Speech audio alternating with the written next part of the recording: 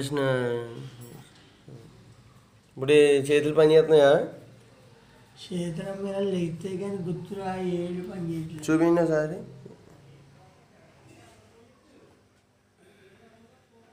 దింపండి.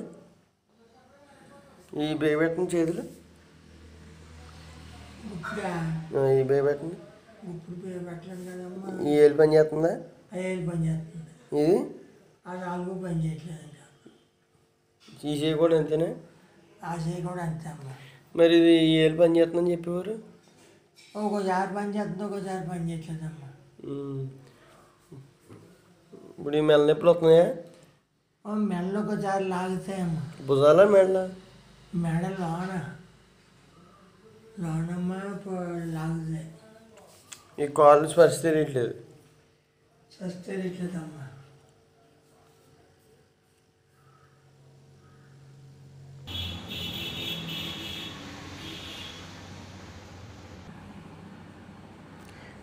నడింపల్లి సూర్యనారాయణరాజు గారు, గద్దెనపల్లి.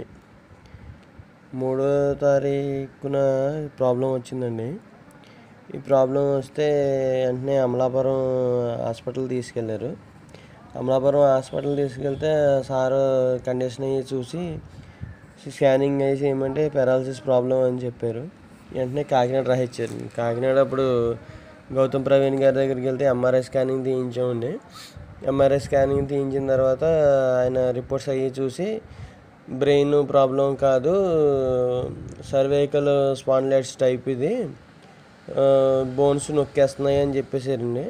అప్పుడు వెంటనే హరిప్రసాద్ గారిని కాంటాక్ట్ చేసి సర్జరీకి ప్రిపేర్ అవ్వాలని చెప్పారండి. నేను హైదరాబాద్ తీసుకెళ్తాను చేయిందామా అని చెప్పేసి అనుకున్నాను. అంటే పేషెంట్ కండిషన్ బాగాలేదు తీసుకెళ్ళడానికి. అప్పటికే 2 కాళ్ళు 2 చేతులు ఆగిపోయినాయండి. సర్జరీకి ముందే యూరిన్ ఆగిపోయింది, అన్నీ ఆగిపోయినాయి, బంద్ అయిపోయినాయి.